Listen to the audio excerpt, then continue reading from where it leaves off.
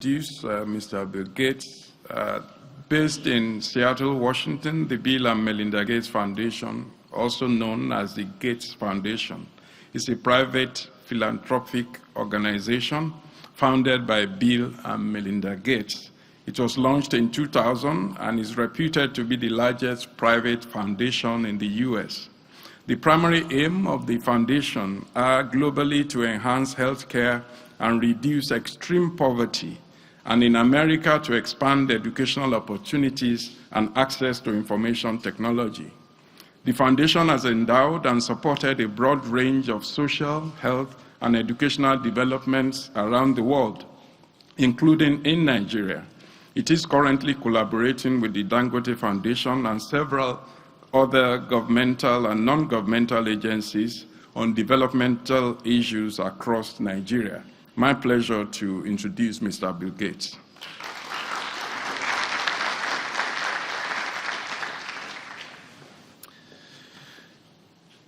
Thank you.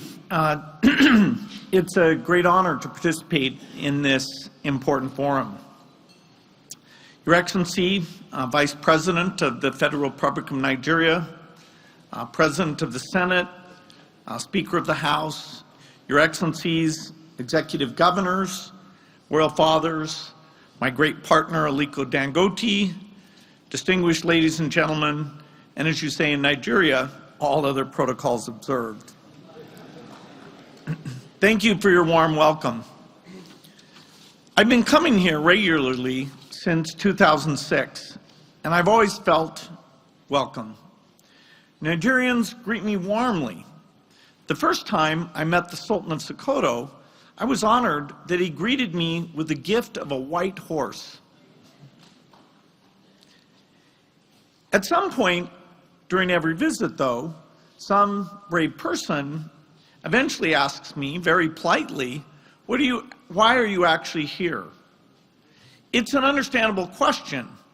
Most American technologists don't wander around Nigeria learning about its health system. But I think I have a good answer. When Microsoft was started 40 years ago, I wanted to build a successful business, but I also wanted to make people's lives better. I believed computers could revolutionize the way people lived and worked. But back then, only big companies could afford them. I wanted to give access to everyone. As I got older and traveled more and learned about the world, I realized that billions of people had problems that computers couldn't solve. They lacked the basics of a good life: food, shelter, health, education, and opportunity.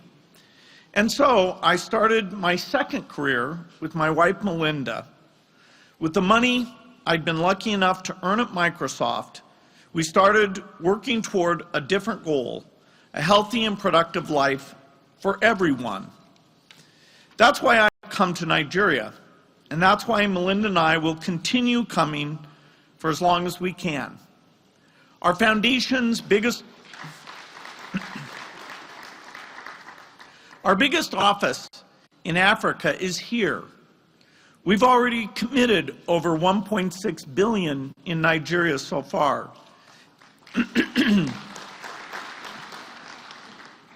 And in partnership with the government, we plan to increase our work here.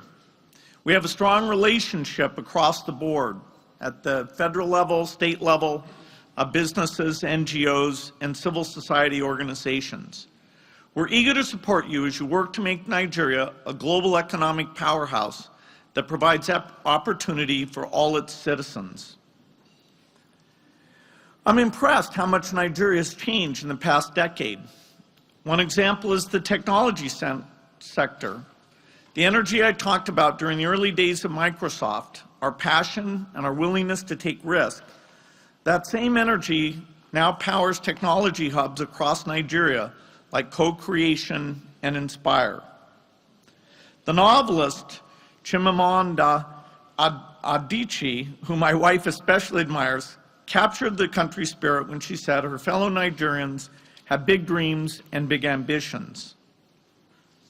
The line graph of Nigeria's per capita GDP shows where those dreams and ambitions can lead. With the exception of the recent recession, the slope goes up. As a result of this growth, Nigeria is now the biggest economy on the continent. You're rapidly approaching middle-income status like Brazil, China, and Mexico. But growth is not inevitable. Nigeria has unmatched economic potential, but what becomes of that potential depends on the choices you make as Nigeria's leaders. The most important choice you can make is to maximize your greatest resource, the Nigerian people. Nigeria will thrive when every Nigerian is able to thrive. If you invest in their health, education, and opportunities, the human capital that we're talking about today, then that will lay the foundation for sustained prosperity. If you don't, however, it is important to recognize there'll be a sharp limit on how much the country can grow. We see this risk in the data. From the point of view of quality of life, much of Nigeria still looks like a low-income country. Let me give a few examples. In middle-income countries, the average life expectancy is 75 years. In lower middle income, it's 68. In low-income countries, it's 62. In Nigeria, it's lower still, just 53 years. Nigeria is one of the most dangerous places in the world to give birth, with the fourth worst maternal mortality rate in the world, ahead of only Sierra Leone, Central African Republic, and Chad. 1 in 3 Nigerian children is chronically malnourished. It may not be polite to speak so bluntly when you've always been so gracious to me, but I'm applying an important lesson I learned with Aliko Dangote. Recently, Aliko and I were having a conversation with governors about their state's official immunization rates. Aliko's way of stressing the importance of accurate data was to tell us, I didn't get successful by pretending to sell bags of cement I didn't have. I took from that while it may be easier to be polite, it's important to face facts so that you can make progress. On immunization, we're already starting down that path. Last year, Nigeria revised its immunization cover numbers downwards to more accurately reflect the truth, and I applaud that. Things may look worse, but they're more real, and it's the first step towards saving and improving more lives. I urge you to apply this to all your investments in people. The Nigerian government's Economic Recovery and Growth Plan identifies investing in our people as one of 3 strategic objectives. But the execution priorities don't fully reflect people's needs. Prioritizing physical capital over human capital with a very limited government budget. To anchor the economy over the long term, investment in infrastructure must go hand in hand with investments in people. People without roads, ports, and factories can't flourish, but roads, ports, and factories without skilled workers to build and manage them can't sustain the economy. In preparation for this visit, I asked a research partner at the University of Washington to model Nigerian economic growth under 3 different scenarios related to investment in health and education, which are the core of how economists define human capital. Here you can see Nigeria's per capita GDP growth from 2000 until today. If current education and health trends continue, if you spend the same amount in these areas and get the same result, per capita GDP flatlines, with economic growth just barely keeping up with population growth. If things get worse, it will decline. And unfortunately, this scenario is almost the default scenario unless you intervene at federal and state levels. Because your income is now making you less eligible for certain kinds of development assistance and loans for example, from Gavi and the World Bank. And so a lot of the funding that supported primary health care, which has come through those World Bank loans, not only won't be coming, but the interest on those loans will become due.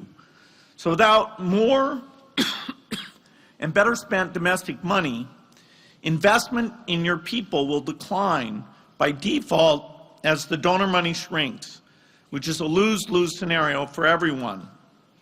However, if you commit to getting better results in health and education, if you spend more and more effectively, per capita GDP will stay on its course to make a remarkable post-recession recovery. This is the scenario we all want. Nigeria thriving because every Nigerian is able to thrive. And the data makes it clear this is within reach. By investing in people, I mean prioritizing health and education, the factors included in the model I just showed.